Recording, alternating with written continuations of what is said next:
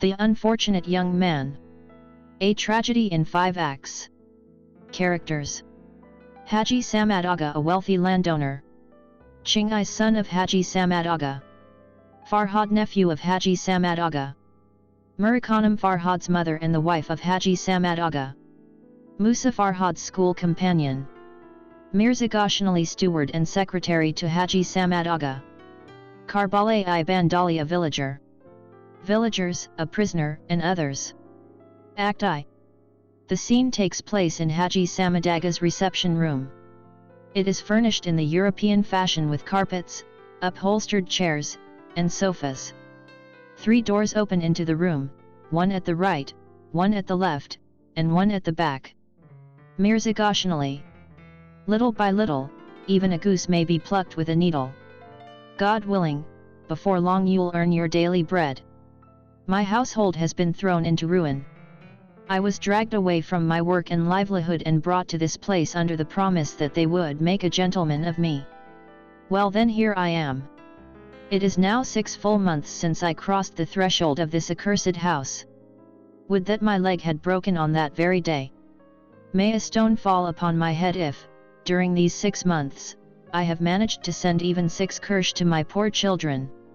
Just look at this. Throughout the land his praises are sung as though he were another Alexander. His wealth, his generosity, his noble deeds are on every tongue, yet you hear the man's name far more often than you ever see his face. May the Lord of the universe preserve every soul from becoming ensnared in the strings of such a tuneless instrument. A man cannot earn even enough bread here to satisfy his hunger. People say he is the benefactor of every pauper.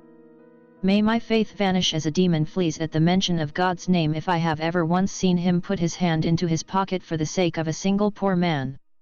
He turns out his empty pocket. Ha! Ha! Ha! Bless your father's house. My pocket is so burdened with money that it is ready to tear away from my coat. God willing, if I spend it sparingly, it should last me a whole year. And as for food, thanks be to God, my neck has grown as lean as that of a barnyard rooster. He smacks on his head with both hands. A heavier stone should fall upon your own head, Goshanali. It is excessive greed that brings a man to such a miserable end. Karbala-I Bandali, entering. Peace be upon you, Mirza. Mirza Goshanali. And peace be upon you, Karbala-I. Welcome. Pray, come in and be seated. In God's name. In God's name. Karbala-I Bandali. No, sit down please, you first. In God's name. Tell me, Mirza, what has happened now? Once again you seem lost in troubled thoughts. Mirza Goshanali. How can I help it? I am utterly bewildered. One mystery has left me dumbfounded. Whenever a wealthy man spends his fortune in the service of God, his riches seem only to multiply. Yet let him begin to squander it in the service of Satan, and before long he is reduced to beggary. A profound mystery indeed, Karbala-I. Karbala-I Bandali. Indeed, what you say is true. Surely the hand of God's blessing rests upon those who spend their wealth in His cause. But tell me, whose conduct has set your mind upon these reflections? Mirza Goshanali. How strangely the Almighty fashions His creatures. I have travelled throughout Persia from one end to the other, yet never have I encountered such a man. A very fountain of generosity, a treasure house of eloquence, a protector of the poor and the needy. I swear by your life and by the souls of my forefathers, nowhere in all the realm have I witnessed such liberality. Karbala-I Bandali. And of whom do you speak, Mirza? Mirza Goshanali, without heeding the question. I ponder it again and again. Were any ordinary man possessed of such generosity, he would be begging his bread within a single year. Yet this gentleman. Karbala-I Bandali, interrupting. Man alive, stop riding your horse in circles. My patience is exhausted. Tell me plainly, who is this extraordinary person? Mirza Goshanali. What? Did you not understand from the very beginning? Who else in this district possesses all the virtues I have described, if not Haji Samad Aga? Karbala-i Bandali, lowering his head. Indeed. Mirza Ghoshn Ali. Karbala-i, you uttered that indeed with little warmth. Pray explain what you mean. Karbala-i Bandali. God forbid. What are you saying? I have never doubted the Haji's generosity or noble character, nor could I. When the entire town speaks of his benevolence, how could I question it? Yet, to speak honestly, despite all this praise, I myself have never witnessed any particular act of generosity on his part. Mirza Ghoshn Ali. There lies your mistake. Poor fellow, you judge only by what your eyes can see. How much longer will people call those men generous who scatter a few coins among passers-by merely to display themselves before the public? Such men are not truly generous, no, by heaven, they are not. This gentleman helps those who are too proud ever to beg. And he gives in such a manner that only three are aware of it, himself, the poor man, and Almighty God. Tell me now, is not such a man surely destined for paradise? Karbala-i Bandali. If that is truly so, then all honor to him. Mirza Ghoshn Ali. Indeed it is. I swear by the souls of my forefathers that it is so. But tell me, Karbala-i, what brings you here today? Karbala-i Bandali. Nothing in particular. I have merely come to repay the money I borrowed from the Haji. I believe the promissory note falls due today. Mirza Ghoshn Ali. Taking up a ledger and leafing through it. Yes, Karbala-i, the note matures today. Presently the Haji will come, and you may hand it over to him. The sound of Haji Samad Aga coughing is heard. There he is coming now, it seems. Haji Samad Aga enters, a rosary in his hand, murmuring his prayers. Karbala-i Bandali and Mirza Ghoshn Ali rise to their feet. The Haji motions for them to sit and then takes his own seat. Haji Samad Aga. Putting the rosary into his pocket. How are you, Karbala-i? Welcome. Karbala-i Bandali. Your kindness is boundless. May God preserve your son. Haji Samad Aga. What brings you here today? Karbala-i Bandali. Nothing more than this, Haji Aga. The 200 manats I borrowed from you fall due today, so I have brought them. He reaches into his pocket and produces the money. Haji Samad Aga. Give it to Mirza. Mirza, see whether the amount is correct. Meanwhile, I shall fetch his promissory note. He rises, unlocks a chest, and takes out the note together with the deed held as security, while Mirza counts the money. Mirza Ghoshn Ali. Yes, Haji Aga. It is correct, 240 manats, 200 in principal and 40 in interest. Haji Samad Aga. Very well, Karbala-i. Here is your note, and here is your pledge. Karbala-i takes them and sits again. Mirza, did you attend to the widow who came last night? Mirza Ghoshn Ali. Yes, Haji Aga. This morning I took her 10 manats. Haji Samad Aga. 10 is too little. She has 6 orphaned children. What good are 10 manats to such a poor woman? Take her another 10. Mirza Ghoshn Ali. As you command, Haji Aga. And, as you instructed, I also sent a sack of flour to the Sayyid's orphaned children. Haji Samad Aga. Excellent. Now hand me the 200 manats. Keep the 40 yourself.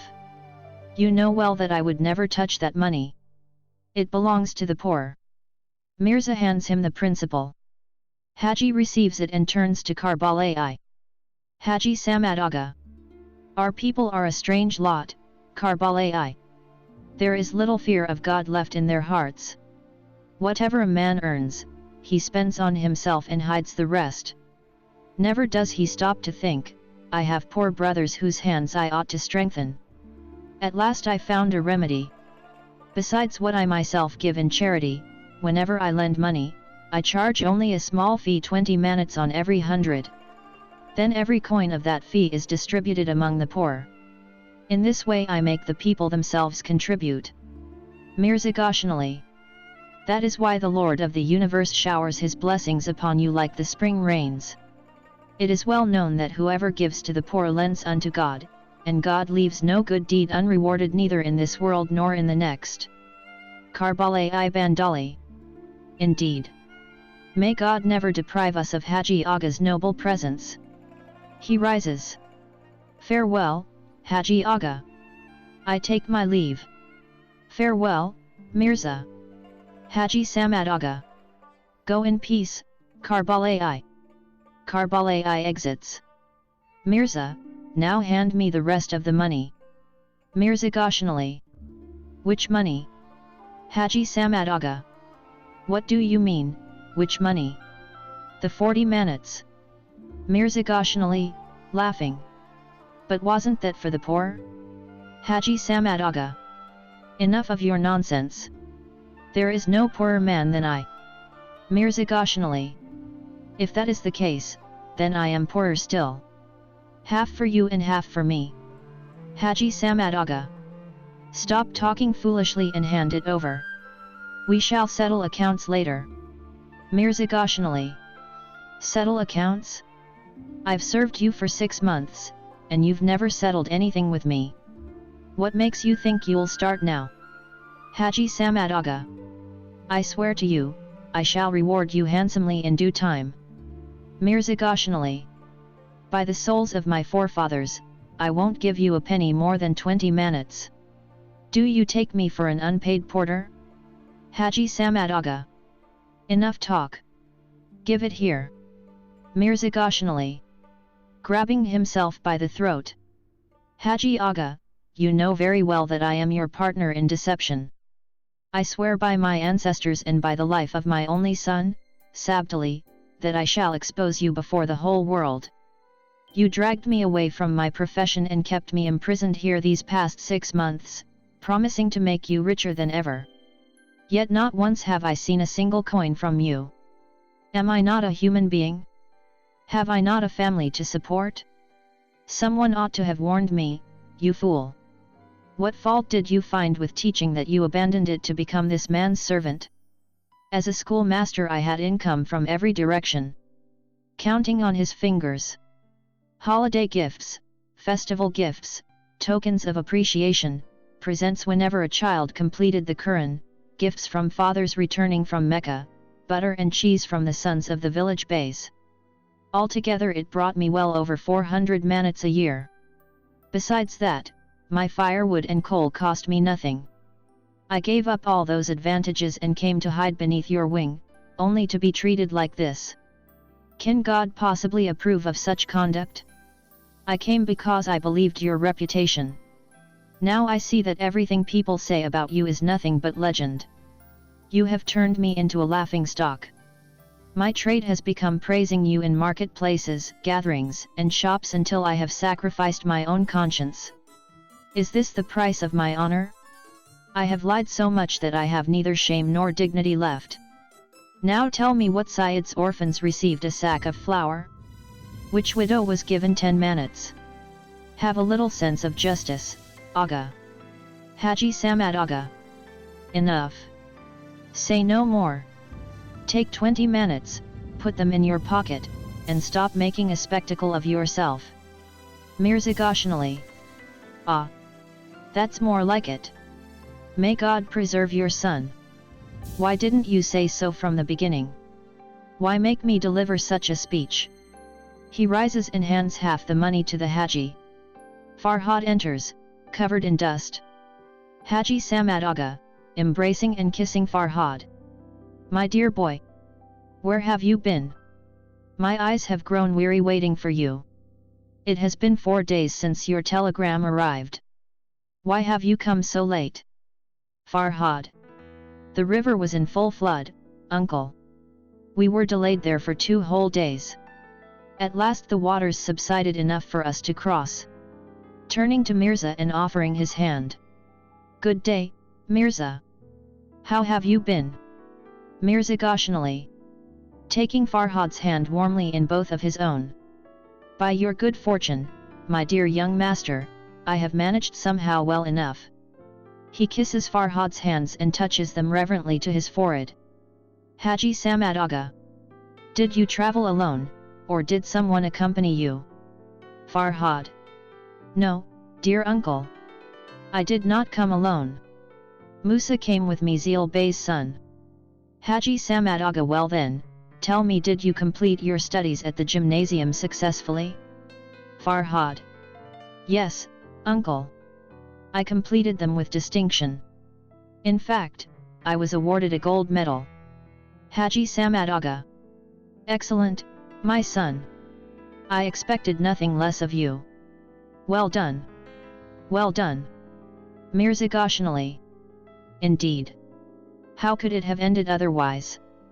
A young man raised under such generous protection could hardly fail. Farhad. Mirza, do sit down and attend to your work. Mirza resumes his seat. Haji Samad Aga. And Musa? Did he also graduate successfully? Farhad. Yes. He, too, completed his studies with honors. Mirza Goshanali. Praise be to God. Praise be to God. May God have mercy upon his father. The poor man has educated the boy only by means of loans and sacrifice. That son is the only hope of his old age. Perhaps now he will at last earn a decent living through him. Haji Samad Aga. Well then, my boy, thanks be to God we are rid of all these worries. After so much labor you have completed your education. As for me, I have grown old and weary. It is time for you to settle upon your estates. Thank God, your lands stretch farther than the eye can see. If you manage them wisely, they will support not only yourself but many others besides. Farhad. That is true, uncle. Yet permit me to ask, did I labor all these years merely to return home and become a farmer? Had that been my purpose, I should never have entered school at all. Instead of enduring such hardship in study, I could simply have devoted myself to agriculture from the beginning. Haji Samad Aga. Very well then. If not that, what is your intention? Farhad. Forgive me, uncle, but a man who has acquired learning ought to use it for the benefit of those who have none. The educated must become eyes for the blind and lamps for those who still walk in darkness. Our people have greater need of educated men than of anything else, for they are without guidance. Yet I know that the knowledge I possess is not sufficient to fulfill such a duty. Musa and I have therefore decided to travel together to the city of Kharkov, where we hope to study medicine. Haji Samad Aga. My dear boy, who has filled your head with such notions? You were once such a simple-hearted child. Farhad, my son, I beg you cast these ideas from your mind. You have studied enough already. You know the Russian language. That alone is more than sufficient. Life is short. Must you spend more years buried in books? Who knows whether God will grant you success or even life itself? No, no. Put these thoughts aside. You are still young. Your blood runs hot. But we have grown grey in this world, our teeth have fallen with age. It would not become you to disregard the counsel of your elders. Mirza Goshanali. Farhad Bey, your uncle speaks wisely. He has always been a father to you. Surely he desires nothing but your happiness. In all these parts, there is no one more devoted to your welfare than he. Farhad. Indeed, I know very well how deeply I am indebted to my uncle. Yet I ask one more favor of him. He has borne the burden of my education until now. Let him bear it only 5 years longer. Haji Samad Aga, if your mind is so firmly made up, then I have nothing more to say. Go now and greet your mother.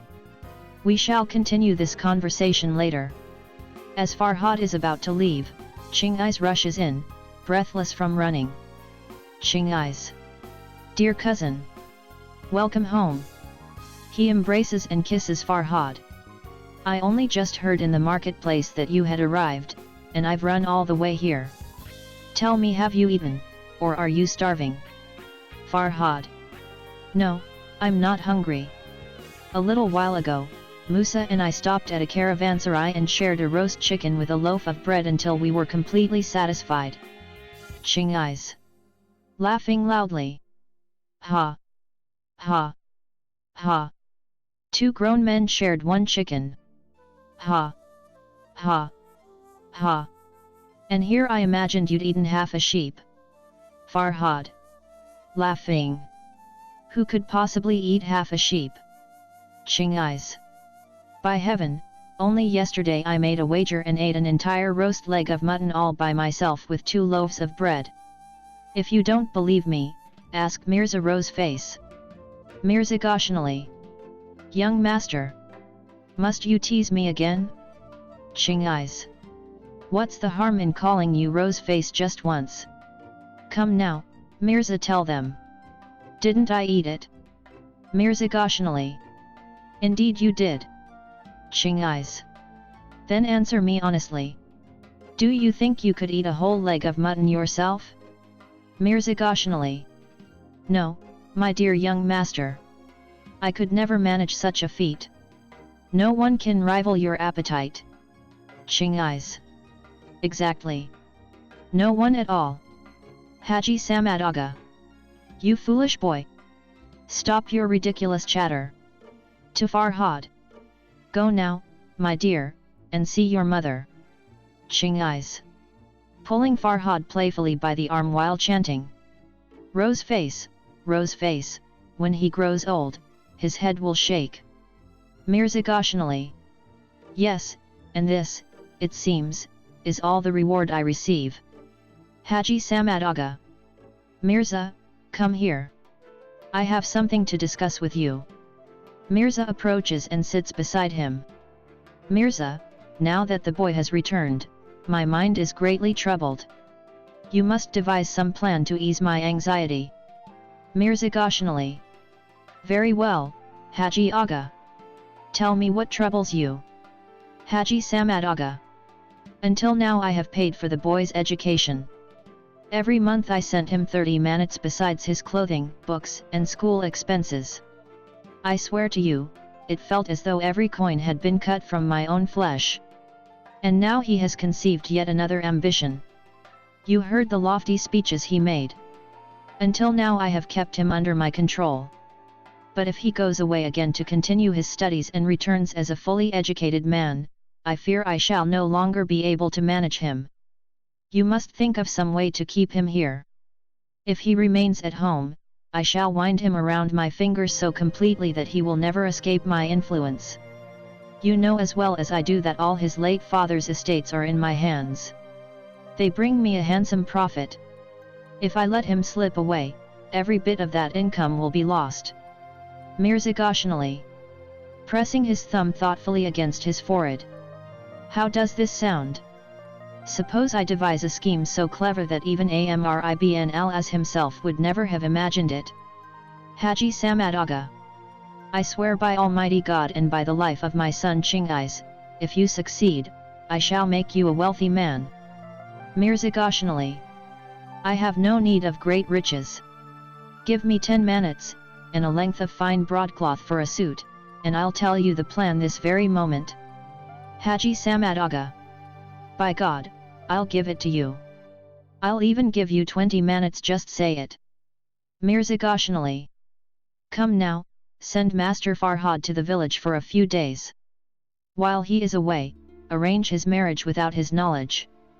Ask for the hand of some suitable young woman and conclude the engagement before he returns. Let everything be settled, even the sweets distributed. Once he comes back, he will be caught fast and have no choice but to remain here. Only be sure the wedding follows quickly. Haji Samad Aga. Bravo, Mirza. Splendid. An excellent plan indeed. But tell me, whose daughter should I choose? Mirza Goshanali. Search as long as you please, you will find no better match than Majnun Bey's daughter. To begin with, she is remarkably beautiful. Besides, Majnun Bey is devoted to you. He would kiss your feet before refusing such a proposal. Haji Samad Aga. Excellent, Mirza. Well done. Every morsel of bread you've eaten under my roof is well deserved. Within a day or two I shall send Farhad to the village, and that very evening I'll dispatch matchmakers to Majnun Bey's house. God willing, before autumn arrives, the wedding shall be celebrated. He rises. Thank you, Mirza. You have lifted a heavy burden from my heart. Mirza Goshanali.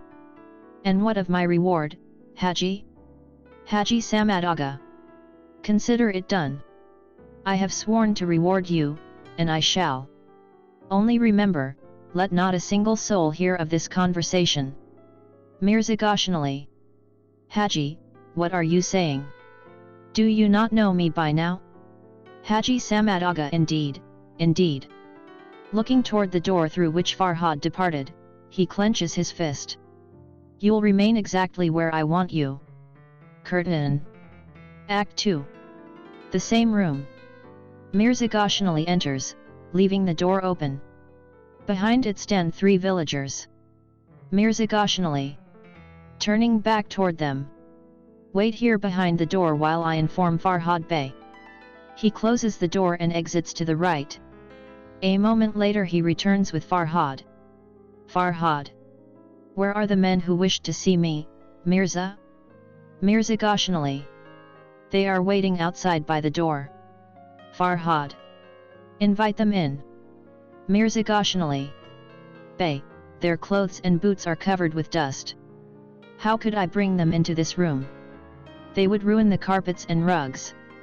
It would be better if you stepped outside, spoke with them there, and sent them on their way. Farhad. I see. Whenever the peasants came to visit my uncle, he too would go out to meet them at the door. Until today I never understood why. Now I do. Tell my uncle, and remember it yourself, that the dust carried in on a man's boots may easily be swept away with a broom.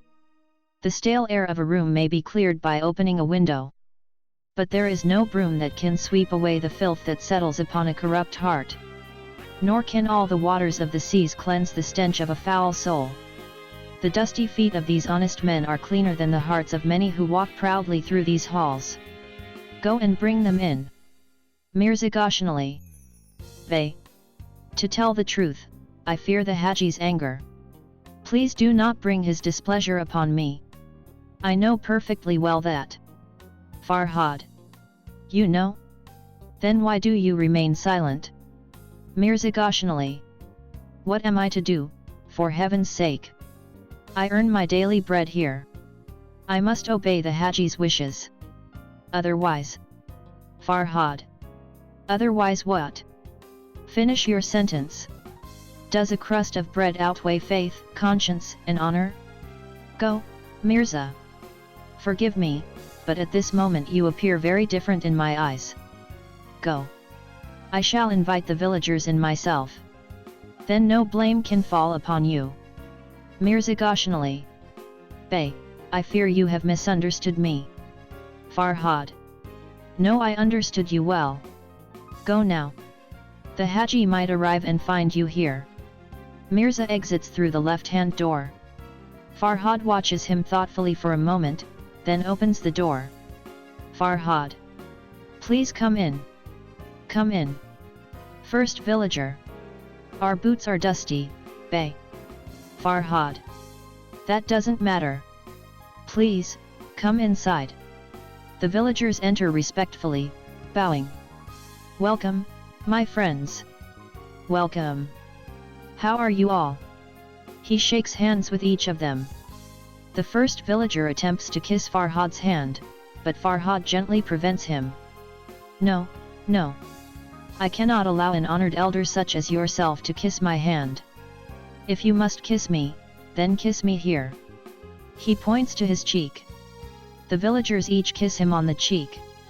There, that is much better. Now sit down, and let us talk. Second villager. Forgive us, Bey, but our fathers and grandfathers never sat in the presence of their master. Permit us to remain standing. Farhad. Tell me, are you accustomed to smoking a pipe, a hookah, or cigarettes? Second villager. What do you mean, Bey?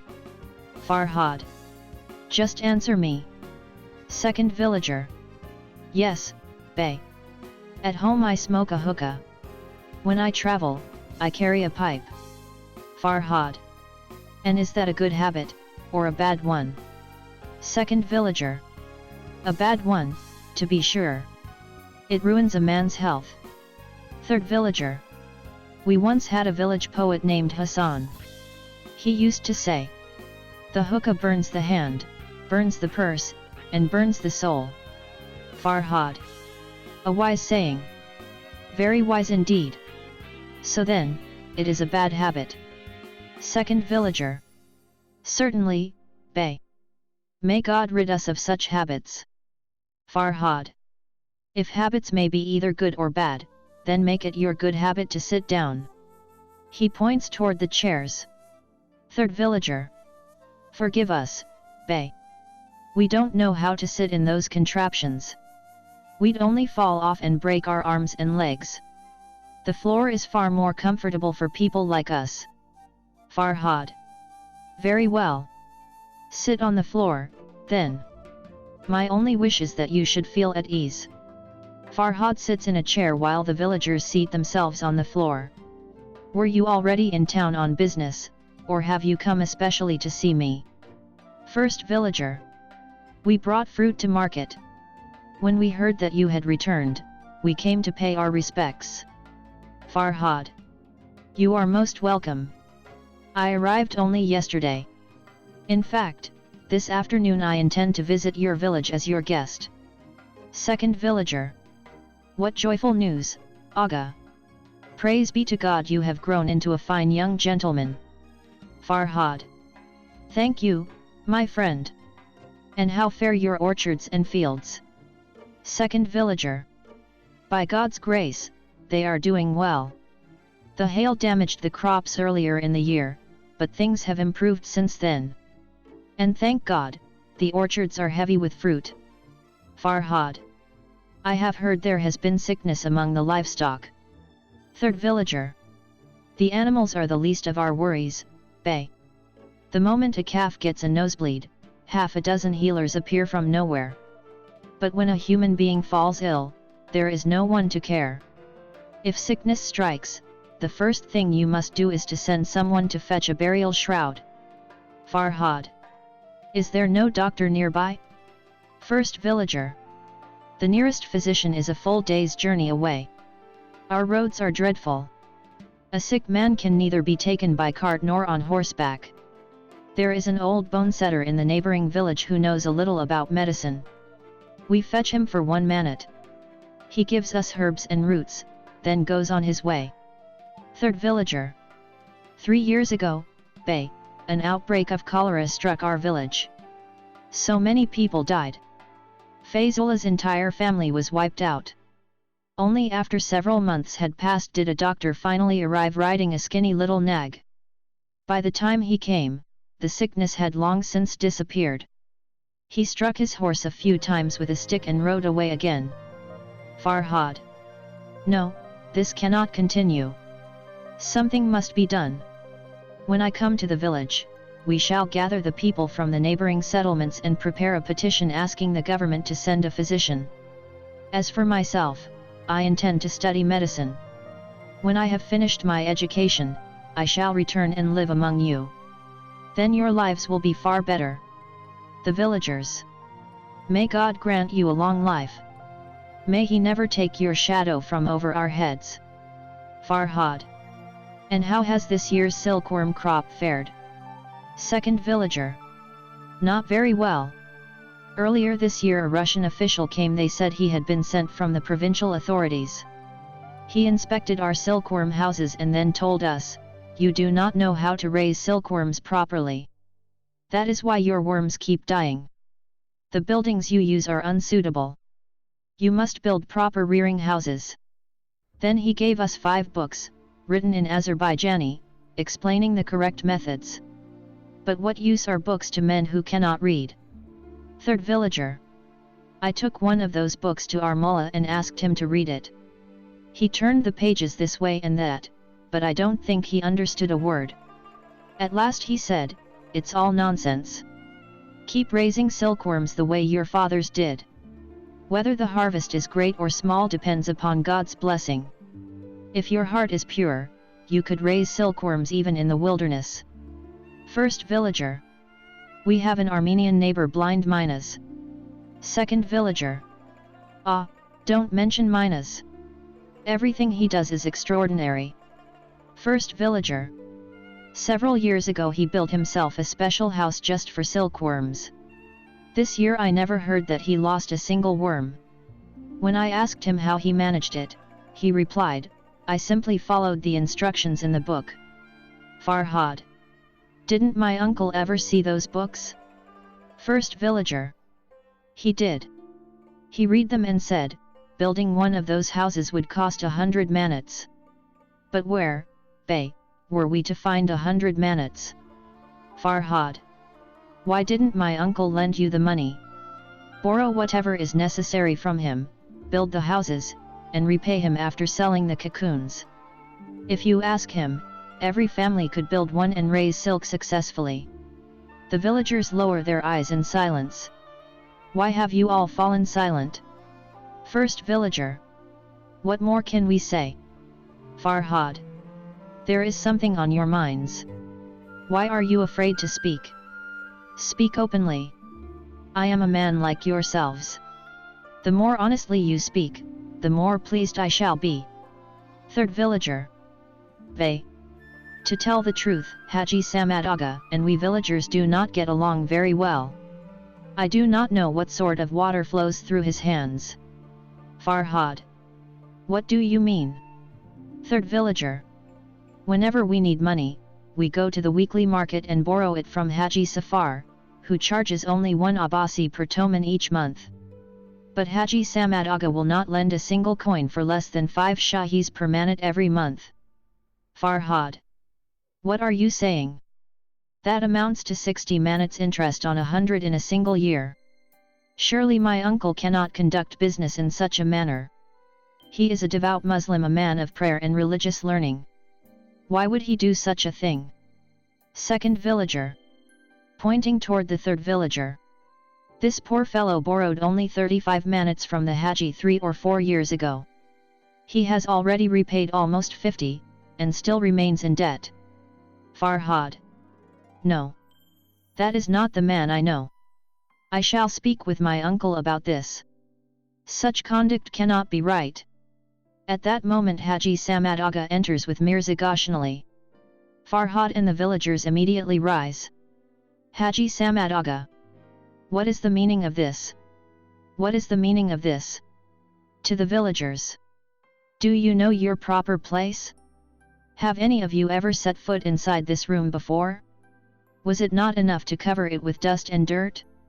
Now you sit here at your ease like honored guests. First villager. Haji Aga. Farhad Bey invited us in and asked us to sit. Haji Samad Aga. Farhad is only a boy. But you, old fool, ought to know the difference between a master and his peasants. Farhad. Uncle. What are you saying? Are these men not human beings just as we are? Haji Samad Aga. No. They are not our equals. They are peasants, peasants. Do you understand? Farhad. No, I do not. Haji Samad Aga. Then let them leave first, and I shall explain. To the villagers. Go outside and wait. The villagers leave. Farhad, you are still young. You do not know these people. A peasant is a shameless creature. Allow him to sit beside you today, and tomorrow he will seat himself without asking. Before long he will climb onto your shoulders. The more blows they receive, the more obedient they become. Farhad. Uncle, why do you speak so? These poor people are human beings, I swear it. They are like us, perhaps even better than we are. They have hearts filled with grief and hardship, yet no one ever listens to them. When they come to a landlord, he steps outside, exchanges a few words, and dismisses them. When the district officer visits, he speaks to them with a whip. When the police chief comes, he speaks with insults. Today they told me that every year their silkworms die because they cannot afford proper rearing houses. Whenever they need money, they must borrow it at such ruinous interest that they remain indebted for life. Indeed, they even spoke of one cruel, unjust man, one who has forgotten God, who charges 5 shahis on every manat each month. Haji starts involuntarily. You seem surprised. Would it not be better to lend them money without interest, so they need not fall into such a usurer's hands? Haji Samad Aga. They are lying. Do not believe them. If such things were happening, I would know. They are lying. Farhad. No, uncle. I cannot believe that they would invent such stories. What would they gain by lying? They also told me that books on sericulture were distributed among them, yet not one literate person could be found in the whole village to explain them. We must strive to educate their children. Can it possibly be just that an entire village should not contain even one educated man? Haji Samad Aga. Listen carefully, my son. Spend a few days living among those people and then you'll discover what they are really like. The more ignorant a peasantry remains, the better it is for its landlord. If we educate them, we ourselves shall end by begging. Each of them will put on a hat and declare himself a gentleman. Then try ordering them about. They will stroll into your house, sit down without permission, as though they had been your lifelong companions. You will ride into the village, and no one will even think to greet you as their master. Farhad.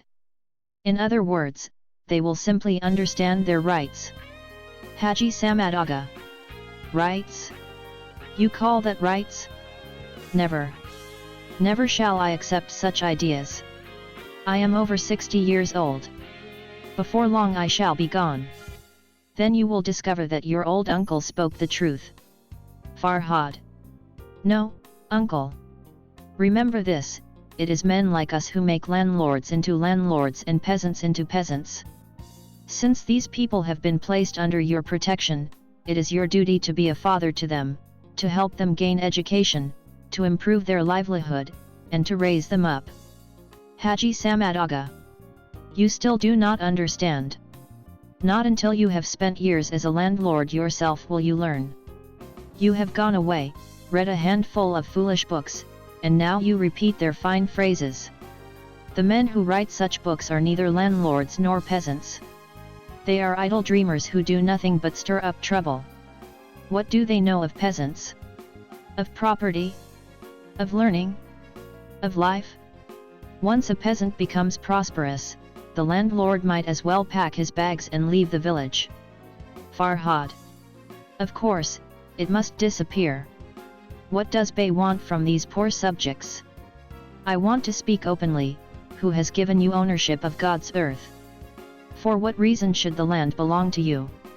Why should Bey not earn his bread through his own labor? Is this the behavior of a human being? You call the people animals. But the one who earns his bread through the sweat of his own brow is not an animal, he is a true human being.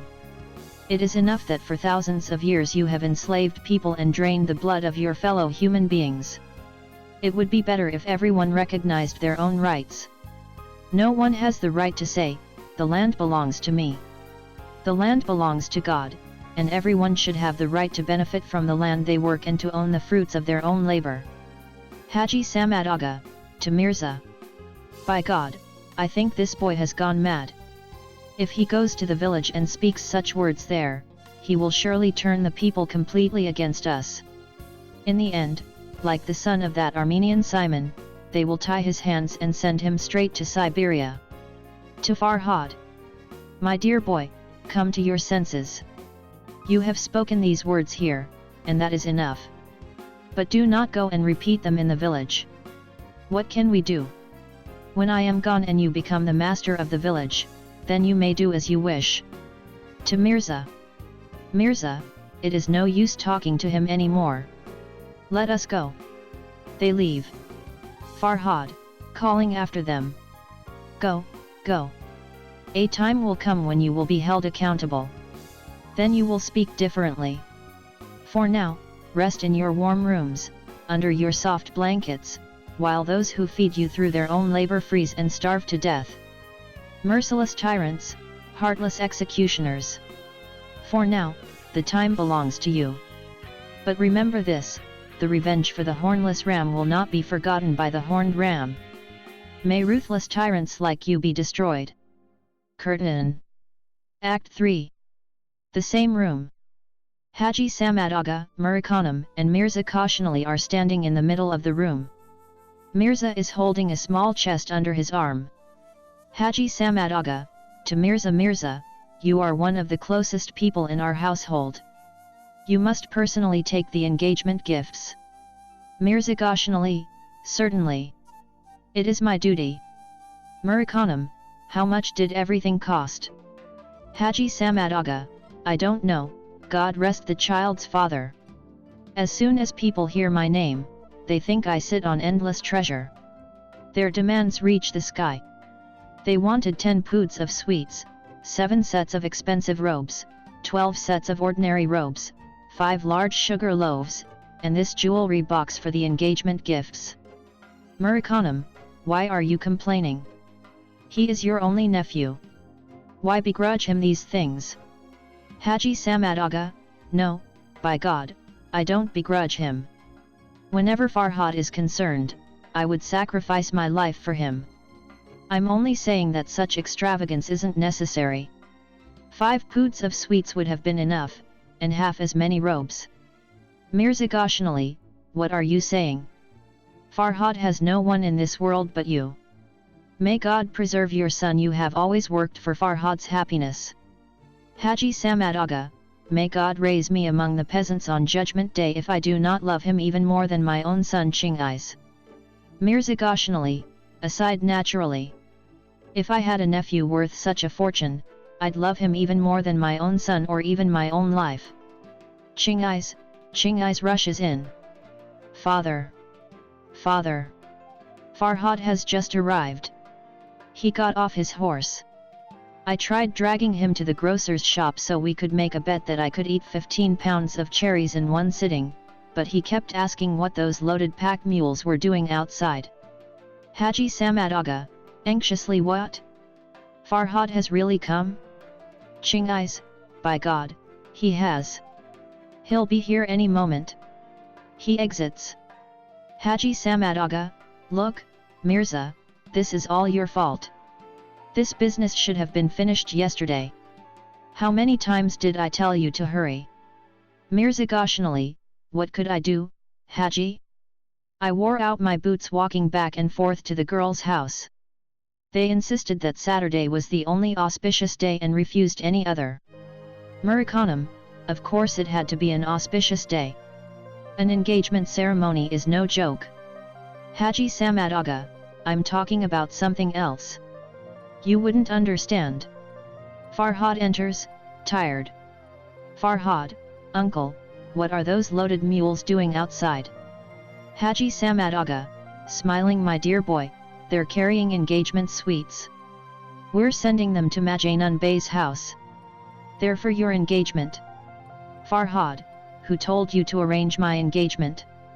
Did I ever say I wanted to marry? You know perfectly well that I'll be leaving in another month or 2. Haji Samad Aga, my dear boy, after you left, your mother, I, and even Mirza Kashani discussed what would be best for you. And although you say you're leaving, we decided that wasn't wise. You're still young, you don't understand. We are your elders and know your interests better than you do. Farhad, uncle, it doesn't work that way. First of all, you're right that I'm only 18 years old. It isn't yet time for me to marry. Secondly, if you were going to arrange such a thing, why didn't you at least tell me? Haji Samad Aga, my dear boy, everything happened suddenly. I learned that the Safar Khan Lee family had already sent matchmakers. The day you left, they were planning to ask for the girl. Honestly, I was afraid she would be promised to someone else. So I thought it best to act quickly without consulting you. What harm have we done? Farhad, then what do you call wrongdoing? Can someone be married off without even being informed? Is that really your custom? Honestly, I'm ashamed even to say this to you. But I never authorized anyone to arrange my marriage. Even if you have done all this, I do not agree. Haji Samad Aga, so you're saying that you don't consider us to have any authority?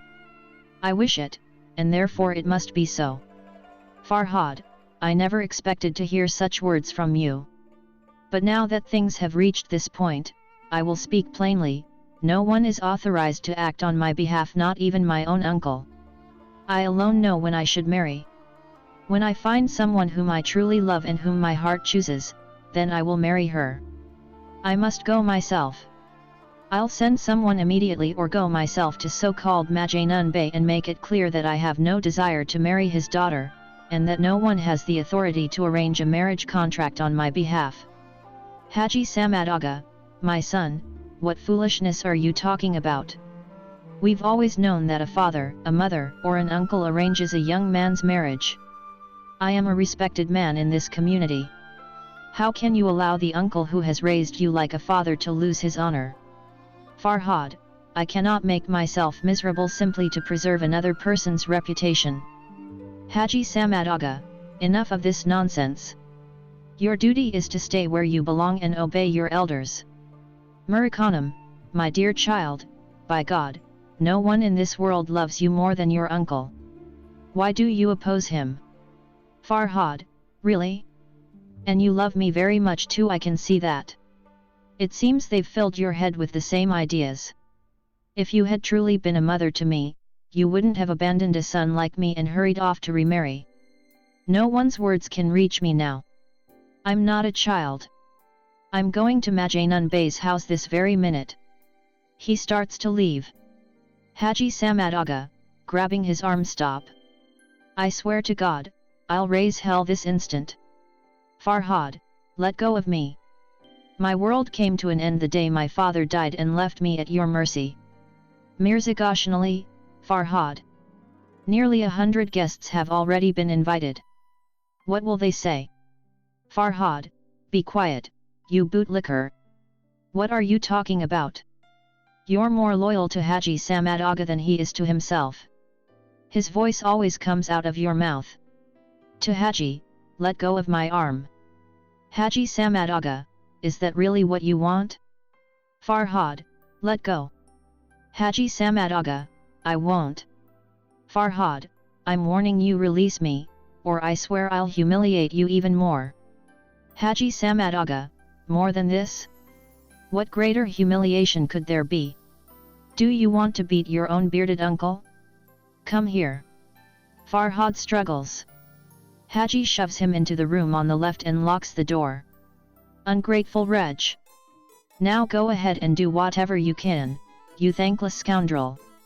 Farhad, from behind the door, I'm not the ungrateful one. I eat my own bread and owe no one gratitude. The ungrateful man is the one who lives on another's bread and betrays the right path. Haji Samad Aga, silence, you villain. I swear by the one God, I'll keep you locked in this room for a whole year if I have to. I won't let you out until I've broken your spirit. To Mirza. Mirza, don't stand there. Take the engagement gifts and be on your way. You go first, you are the elder of the household. I'll follow shortly. Mirza Goshanali, as you wish. Aside. God willing, everything has worked out to everyone's satisfaction. He exits. Haji Samad Aga, toward Farhad, I'll silence you forever. Farhad, from inside, perhaps I'll die before that happens. Steel may break, but it never bends. Haji Samad Aga, I'll throw you into prison, chain you down, and hammer you until you bend. No one has the authority to release you without my permission. To Murikhanum. You take the guests and go ahead. Murikhanum exits through the right door. Haji exits through the center door. The room remains empty for a moment. Then Musa enters. Musa, why is the house empty? It seems Farhad, exhausted as he was, has gone out. Farhad, from inside Musa. Musa. Musa, my friend. Why are you in there? Farhad, Just open the door first, and then I'll tell you everything. Musa opens the door. Farhad comes out. Musa, what has happened to you, my poor friend? Congratulations, I suppose? Farhad, congratulations? Save them for the man who has achieved his goal by drinking my blood. They're holding a feast, they've invited 200 guests, and they're putting an engagement ring on my finger. Why weren't you invited? Musa, I was invited but I didn't go. Farhad, why not? Musa, because I knew you were against it. Honestly, I hated the whole thing myself, so I stayed away. But tell me, what sort of prison have they thrown you into? Farhad, what can I say? My heart is bleeding, and the whole world has gone dark before my eyes. Must an orphan always have such a miserable fate? I protested against my own destiny, and they threw me into prison. I swear, I don't know what to do anymore. Either I must kill myself or someone else. Musa, didn't anyone ask for your opinion? Farhad, they say, the elder always knows best. In other words, whatever the elder plays, the younger must dance to it. Musa, then what do you intend to do? Farhad, what can I intend? I'm so confused I don't even know where the sun rises or where it sets. Musa, we've been friends for 9 years. You've always been like a brother to me. Now you must help me find a way out. Musa, my dear friend, what can I possibly do?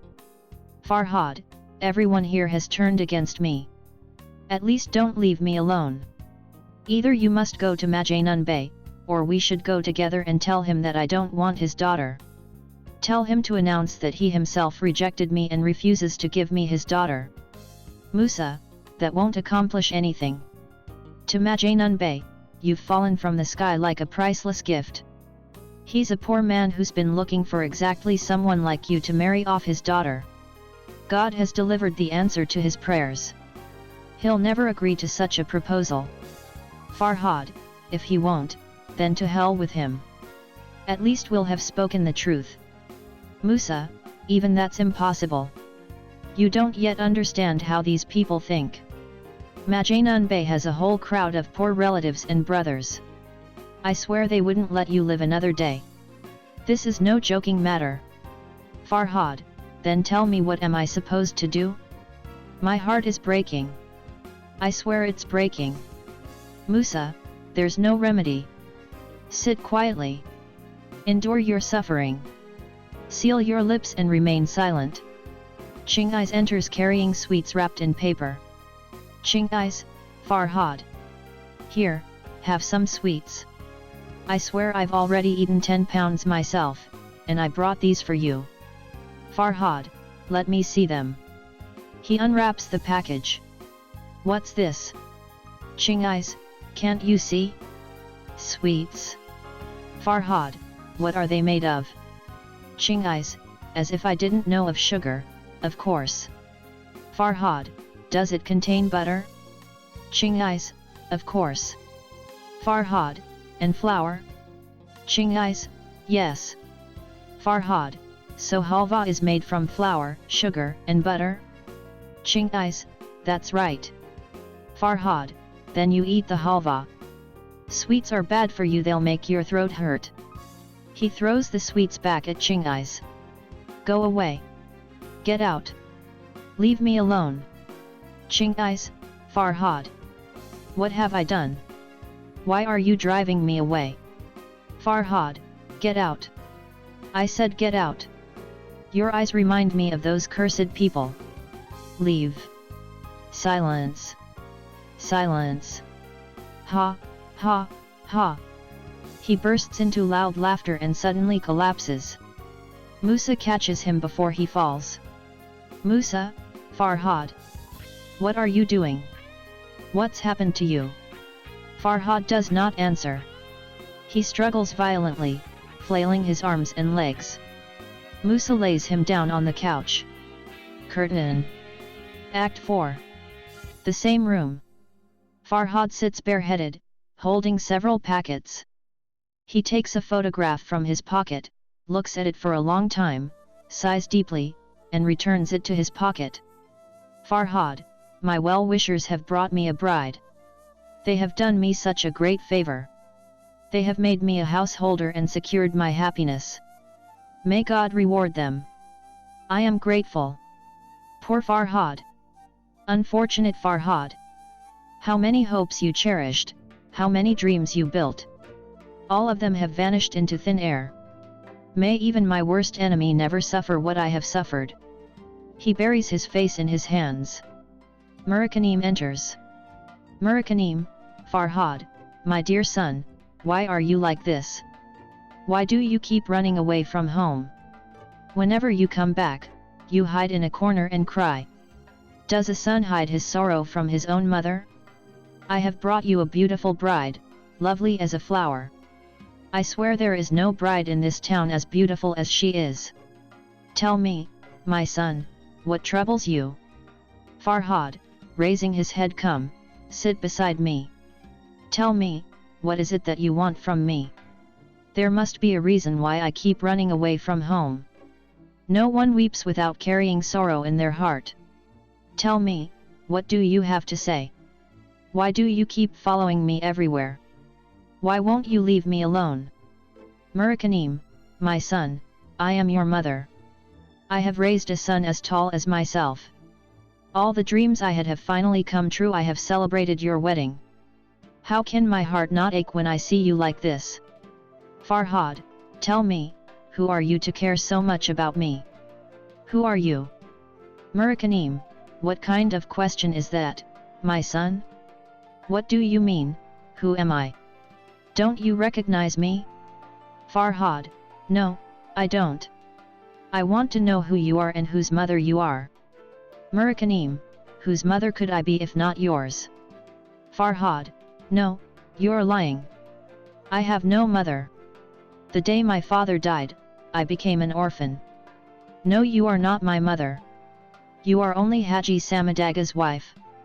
If you had truly been my mother, you would have stayed by my side and raised me. Instead, you married a man like Haji Samad Aga. Now they have ruined your son's life, destroyed all his hopes and dreams, and yet you rejoice because your son has a wife. You say your dreams have come true. No, your dreams have not come true. The only one whose wishes have been fulfilled is Haji Samad Aga. You joined hands with him to destroy me, and now you come here pretending to weep over my suffering. Murakanim, my son. You are my only child. I could never bear to be separated from you. I only thought that once you married and had your own household, I would find comfort in seeing your happiness. You are blaming your uncle unfairly. I swear he loves you even more than his own son. When he said that you wanted to return to your studies, I was the first to object. Your uncle has done nothing wrong. But now I can do nothing. If you still wish to leave, then go. Farhad, go where? Where can I go now that my feet are chained? If you cut off a bird's wings and release it into the sky, can it still fly? My wings have been cut off, my feet are bound. You rejoice because you have found me a bride and made me a family man. You say you cannot bear even a few years of separation from me. Then how will you bear losing me forever? Murakanim, my dear son, for God's sake, don't say such terrible things. May God take my life before yours. What do you mean by losing you forever? Farhad, you have ruined me. At this moment my life is worth less than a single coin. I had dreamed of going away to study, finishing my education, and then returning. But now I have been left incomplete. Of what use am I to anyone? What good can I do for society? You do not understand what a mother's love truly means. You think a mother's greatest duty is to marry off her son and then watch him proudly as the head of a household. Marriage is necessary for a human being, but it is not the purpose of life. You should be proud only when you see your son striving for the people, fighting for them, and throwing himself into the fire for their sake. Have you never heard of the mothers who bless their sons as they go to sacrifice their lives for the good of the nation? That is why you cannot understand what I am trying to tell you. Now you know why I hide away and cry. Do you think I am the one making you weep? It is better to die once and for all than to live a useless life. I wish that instead of giving birth to me, you had given birth to a black stone. Even a stone may one day be of some use to someone. Murakanim, my dear son, you already know Russian, and that is enough. Why go away and study more until your eyes are worn out? Stay here in your village. Plow the fields, reap the harvest, and money will pour in like rain. Then, if you wish, help people as much as you can. Farhad, what can I do? You do not understand my language, and even if I talked for 100 years, you still would not understand. I speak of serving humanity, and you think only of earning money. I say that the people are living in darkness. We must study, return, take up the pen, and show them the path to salvation. But you cannot understand. You only repeat whatever Haji Samad Agha says. I tell you that you and Haji Samad Agha have extinguished the torch that was meant to light my way forever, but you do not understand. Men like Haji Samad Agha, who do nothing but eat, sleep, and suck the blood of those placed under their power like leeches, have no idea what it means to serve the people. The moment anyone speaks to them about the public good, they immediately think of their own pockets. And you are Haji Samad Agha's wife. It is no surprise that you have become like him. Now I will ask you one question.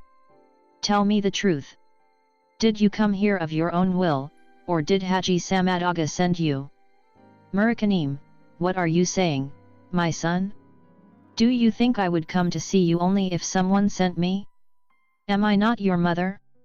Can I not come and ask why you are unhappy, why you are crying? And when I do, you say that someone else must have sent me. Farhad. Yes, that is exactly what I shall say. Of course I shall say it. No matter how many times you swear, I will not believe that you are my mother. I say it again, you are Haji Samad Agha's wife. If you were truly my mother, you would stand by me instead of doing Haji Samad Agha's bidding.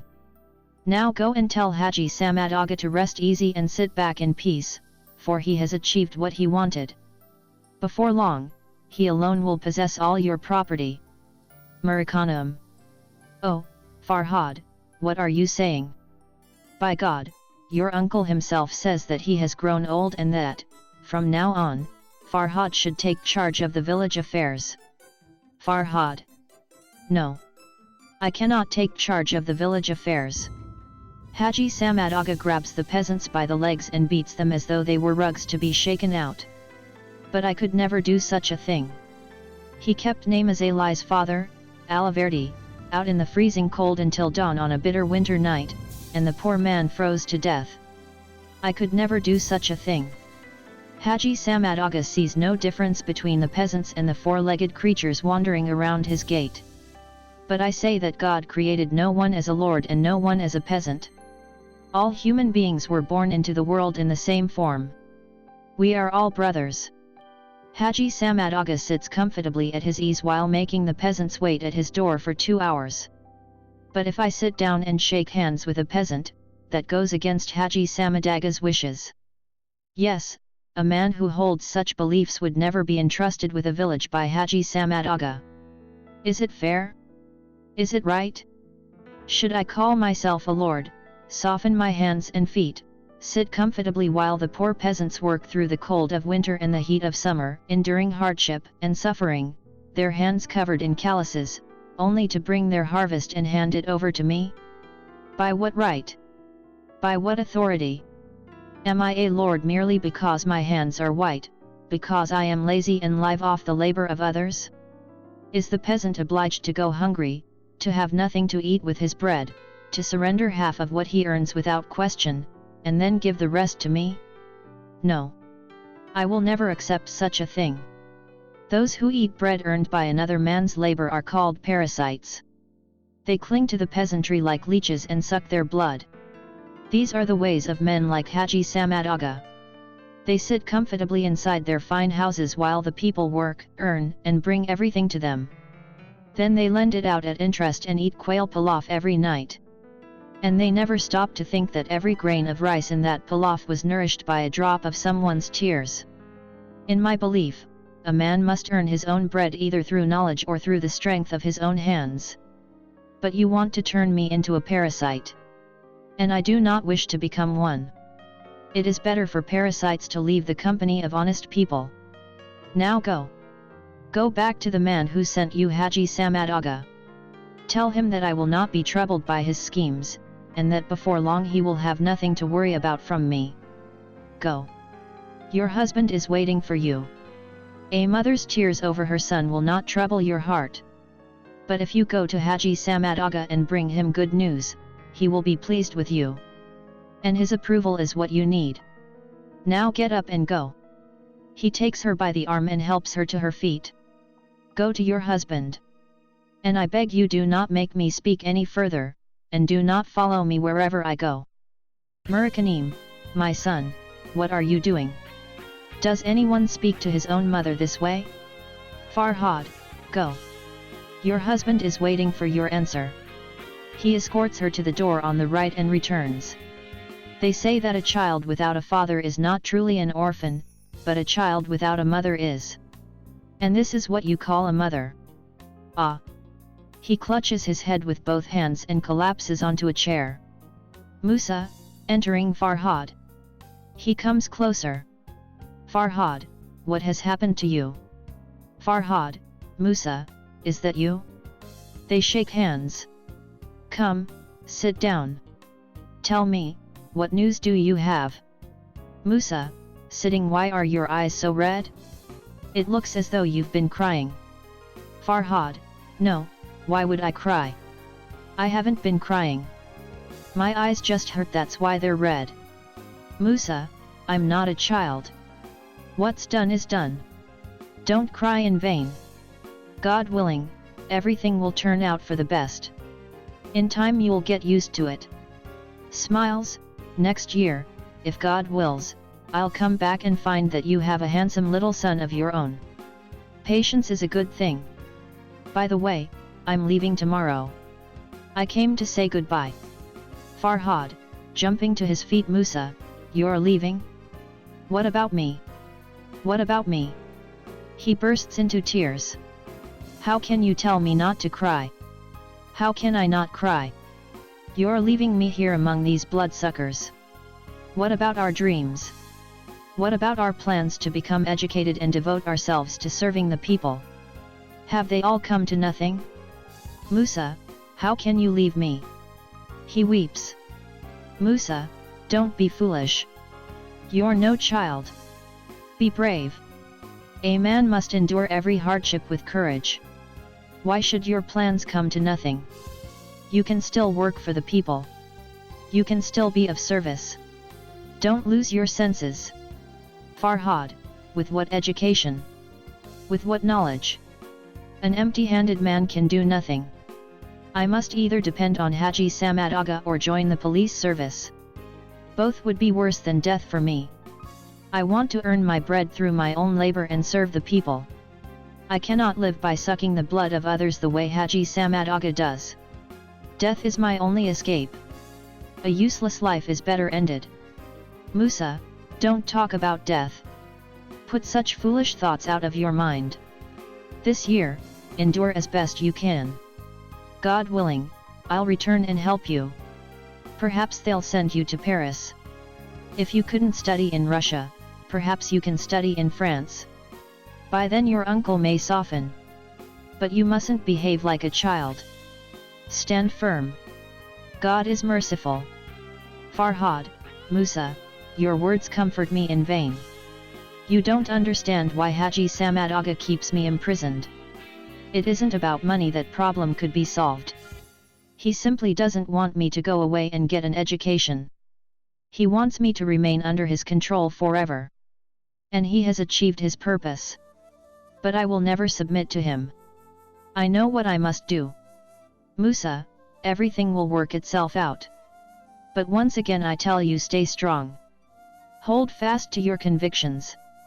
He stands up. I must go now. It's getting late, and the shops will soon close. I need to buy a few things for the journey, Goodbye for now. Farhad, standing and taking Musa's hand. If you must go, then go. May God grant you a safe journey. I ask one thing of you, whenever you are among the students, remember me. When are you leaving? Musa, tomorrow morning at 5. Farhad, perhaps we won't see each other again. I have one last request.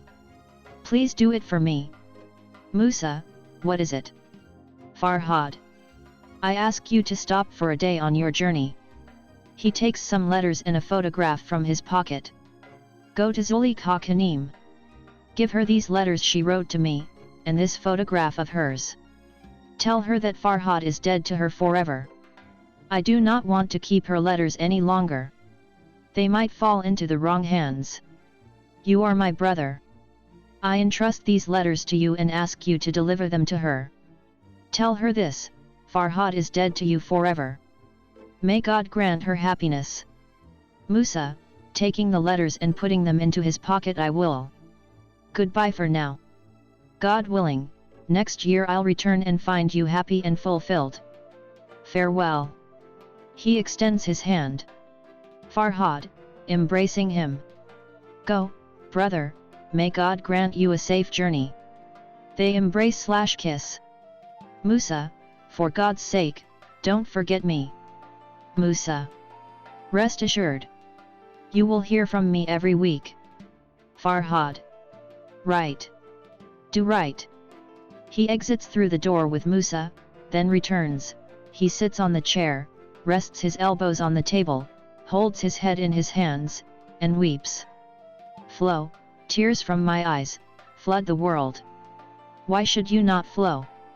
In a state like this, the whole world ought to weep tears of blood for me. The universe should be plunged into a storm in response to the injustice inflicted upon me.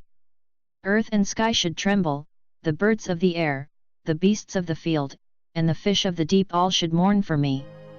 But no. No one knows. Everyone is concerned only with their own affairs. I am alone, left helpless, searching for a cure for my sorrow. There is no one to provide a cure, no one, no. Come, O remedy for all sorrows. He draws a pistol. You alone are my companion in this state. All those in dire straits, all who seek a cure for their woes, must turn to you for help. When a person is destined to come to nothing as I am, remaining in this world is hardly advisable. Deliver me from the turmoil of this faithless world. He wants to shoot himself. Haji Samad Agha enters, sees the pistol in Farhad's hand, and rushes forward in a panic. What are you doing, you fool? He lunges at him. What are you doing? Startled, Farhad points the pistol toward Haji. The gun goes off, Haji falls and dies. The pistol drops from Farhad's hand to the floor. Farhad. What have I done? O Lord, bear witness that I had no desire to kill this man. I wanted to kill myself. Yet this is the fate that has befallen me. People crowd into the room. Mirza Goshanali.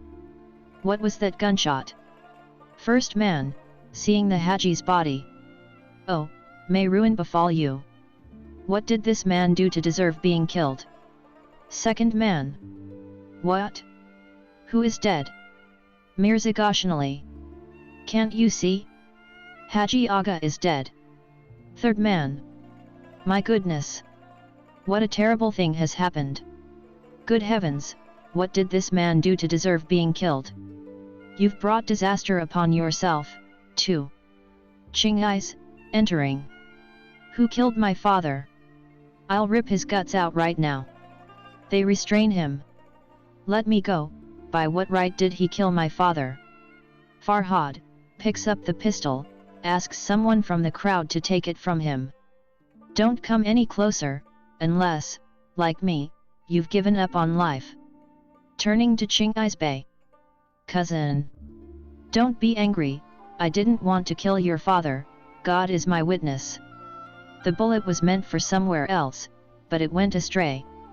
Don't bother trying to stop me. I shall exact retribution for your father's blood myself. He points the pistol at himself, the crowd restrains him. Farhad sinks to his knees. Murakanim. What was that gunshot? She sees Farhad. Oh, my child. What has happened to you? She throws herself over her son. Farhad, pushing her aside and pointing to his uncle's body. Go weep for the one who deserves it. I've done a terrible thing, I meant to shoot myself, but... Murakanim stands helpless between her son and her husband, not knowing which way to turn. Finally, she sinks to her knees and weeps aloud. Curtain. Act 5. The scene takes place in the prison infirmary. 2 beds are placed there. Farhad lies on one of them, and another prisoner lies on the other. Farhad, raising his head. Yes, I am guilty. I have killed a man. And this is my last day. What places I used to dream of seeing, and where have I ended up? In a prison corner. Perhaps this was God's will. I wonder on what day, at what hour, I, the unfortunate one, was born into this world. If only my father had died a year before I was born. Perhaps I would never have come into this world. Prisoner. Bey, you sigh and lament too much. That is not good. You are ill, do not trouble your heart, it will harm you. He takes a chair and comes to sit beside Farhad. Farhad. Why would it harm me? Do you mean sickness will kill me? I know very well that my fate is already sealed. If I must die, then I shall die. I long for death day and night. Prisoner. No, Bey, your wound is no longer a wound. God willing, you will recover. But constant sighing only prolongs illness. Farhad. What can I say? You know nothing of my other wounds. Tell me one thing, whom do you call a dead man? Is a dead person only someone who lies down, whose soul leaves his body, and who is carried away and buried? Do you not see those people who walk around in the markets and streets? They were buried long ago. A dead person is someone who, like me, stands accused among his own people, someone whose face they turn away from when they see him. A truly dead person in this world is the one who wanders aimlessly, who is of no benefit to his nation and no use to society. No one gains even the smallest good from him. The living are those who always advise people, show them the right path, and write beautiful books about these matters. Such people cannot be called dead. Prisoner. Bey, you speak the truth, and your words make sense to me. But you wrongly place yourself among people like us. Everyone knows that you are not a murderer, and that this happened by accident. Nothing will happen to you because of this. Your wound will heal, and you will leave the prison. Thank God, you have knowledge as well. You will show the way to those like us who remain in darkness. Madam, please come in. Murakanim enters. Farhad. Who is coming? Prisoner. It is your mother. She has come. Farhad. Let her come closer. Oh, foundation of all my sorrows, come and sit beside me. Come, give me your hand. Mother, you are not to blame for anything. May God curse those who led you astray. Mother, even while looking at a son like me, you should not have listened to the words of society. Murakanim. My dear son, what is in my heart is enough punishment for me. Just tell me, how is the pain in your heart? Has it stopped? Farhad. It is very well, mother. In 1 hour, all my pains will come to an end. He lays his head down. Murakanim. I have just come from Durgakilo Bey. He says that he has met both the investigator and the prosecutor. He says, God willing, your case will turn out well. But he says you must give 500 manats, and he will pay it to the necessary people. Now I want to take it tomorrow and give it. It seems you are sleepy. Go to sleep, if you wish. Farhad. I am not even aware of myself. I want to rest a little. Murakanim rises and sits on the chair. Prisoner. Kanim, forgive me, You are not familiar with such matters, but this prison has become like a home to me. I know Durgakulo Bey very well too. Do not give him your money. I swear, he will take your money and do nothing for you. Murakanim. Why? He says that he is friends with the investigator, the prosecutor, and everyone else. He says that if he asks for anything, it will be done. Prisoner. Do not believe him, my dear lady, do not believe him at all. I swear, neither the investigator nor the prosecutor takes bribes. No one will turn right into wrong or wrong into right just because someone asks them to. But Durgakulo Bey has made this his way of earning a living. He makes friends with people like that, visits their homes, and invites them to his own house. And the people judge only by appearances. They think that he can accomplish anything he wants, and they willingly place themselves in his hands. That cursed Durgakulo Bey takes such money in the names of court officials and eats it, while the case continues according to its own course. Do not be deceived by his name and give him your money. Your money will be wasted. He himself took 100 manats from me and had me thrown into prison, saying, I will have you released on bail. He could not do it. And here I am, as you see, in prison. Later my brother went to demand the money back, and he had his servants beat him and drive him away. For God's sake, keep away from him. Stay far away, very far away. Murakanim. Then what am I to do? Prisoner. Rest assured, sit peacefully in your own home. God willing, nothing will happen to your son. Although I am an ignorant man myself, I know this much, if even one day he is treated unfairly, I would swear upon my own life. Murakanim. What can I say? May God hear your words. The sunlight enters. Farhad Bey raises his head. Farhad. Brother. Prisoner. Yes? Farhad. It seems sunlight has entered the room? Prisoner. Yes, it has. Farhad. Has the sun now illuminated the whole world? Prisoner. Of course. Farhad. Then why does it not enter the dark hearts of people and illuminate them? Why does it not shine into the hearts hidden beneath robes and turbans, hearts filled with deceit and cunning, so that people may see them and not be fooled by their outward appearance? Why does it not shed light upon the hearts of wolves with sheep's heads, those who appear like golden roses on the outside, but whose true nature is nothing but thorns? The sun should reach such places, so that sheep and wolves may graze together in peace, and human beings may live without fear. Tell me, why does it not shine there? For God's sake, tell me, my heart is breaking. Answer me, I beg you, I am torn apart. Murakanim. My dear son, what are you doing? Farhad. Just come closer to me. I am dying. My heart is breaking. Oh, oh, oh, he falls from the bed onto the floor. Oh, my heart is breaking. Just hold my head. The prisoner rises and takes hold of his arm. Murakanim takes Farhad's head onto her lap. Farhad. I am dying. Mother, my chest aches, my heart is stabbing. Oh, I am dying. Just place your hand upon my heart. God. Bear witness. O Almighty, save the oppressed from the hands of the oppressors. He dies. Murakanim, crying out. Oh. Oh. Oh. Oh, you who love God, my son is dead. Curtain.